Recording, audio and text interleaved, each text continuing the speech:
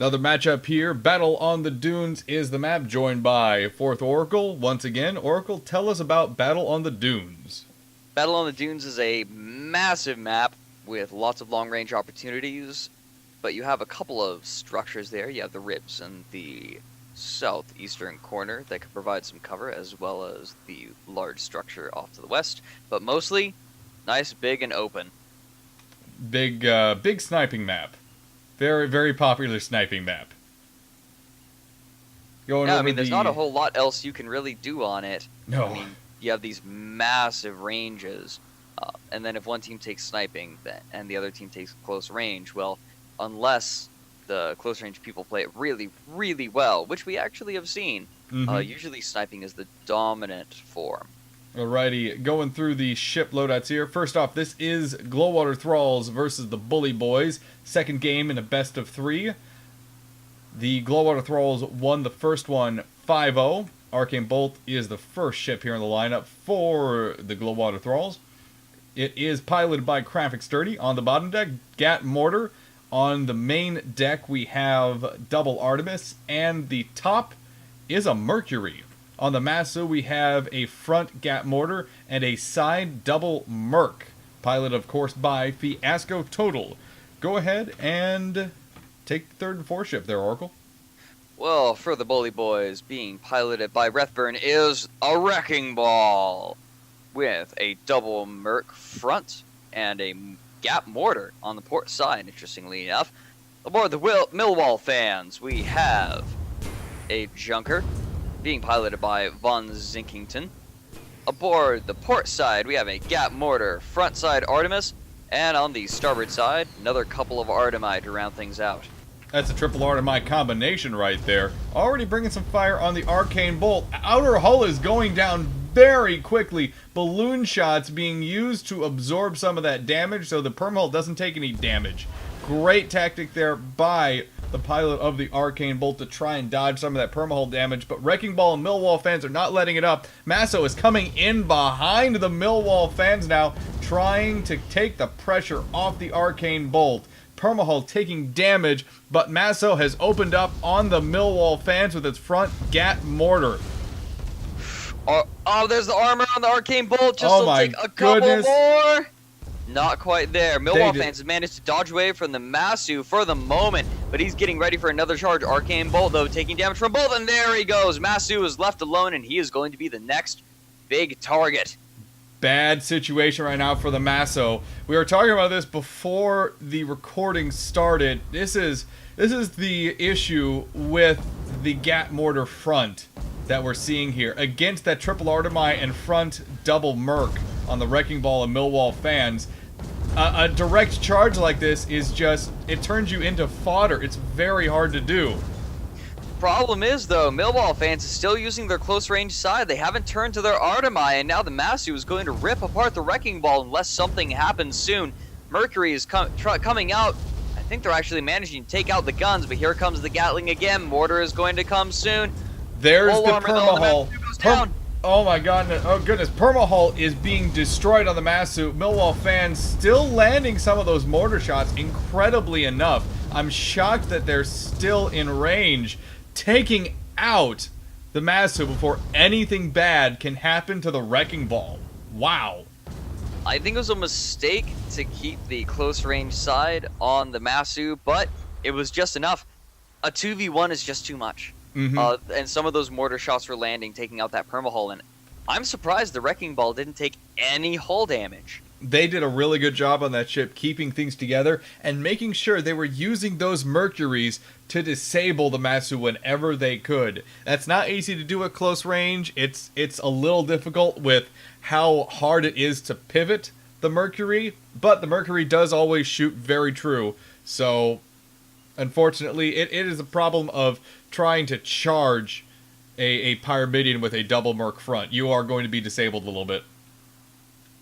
Yeah, absolutely. If the Arcane Bolt shows itself a little bit too early, like it did last time, then we could see a very similar situation. I think they want to go for the same approach. The Masu coming around this big structure off to the west, while the Arcane Bolt charges in forward. And yeah, that's exactly what they're doing. The Millwall fans, piloted by Von Zinkington, he did a great little dodge there. I don't know if like people can rewind the video here and see exactly what he did. He did a great kind of twist dodge where he went over the top of the Masu. No, I'm sorry, below the Masu, swung below their firing arc as they were coming up, and just absolutely evaded them while the Wrecking Ball continued to pound down the Arcane Bolt, keep them disabled with those double mercs. Very good cooperation on the part of the captains of the Millwall fans and Wrecking Ball. Wrecking Ball has been spotted around the corner here. Arcane Bolt, though, getting some shots off. Millwall fans taking some hits. Wrecking Ball, I think, is going to hide behind this little area here, this big propeller. They'll be able to just quickly pop up, take some shots, and pop back down if they do so. Yeah, absolutely. The Masu's still waiting around the corner. I think he's waiting for this dust cloud to go by before he charges in. Oh, he's in it. Yeah, he's going to wait for it to pass away, and then he's going to move in, I think. There is a dust cloud. Yeah, there it is. There is a cloud that is coming straight towards both the Millwall fans and the Wrecking Ball, as you guys can see on the screen right now. This is going to temporarily lessen their abilities to take out ships at long range. If they haven't spotted the Masu yet, it may be a shock when he comes. Nope, their spot did just go down on the Masu. This charge isn't going to be as effective because they did not wait for these clouds to come in. The Wrecking Ball, though, taking some big hits. I think the Masu might have overshot a little bit. No, he's going to slow down. He's bringing those forward guns into arc. Armor not quite down. There it isn't. There it is. And here come the mortar shots. Where's that hull damage? Where's that hull damage? I think the disable came out from the Millwall fans, destroying that mortar. They need to get those hits in, but it's not happening. The Arcane Bolt is a bit too far away. The Wrecking Ball has his gap mortar port side turned on the Masu, and the damage is huge.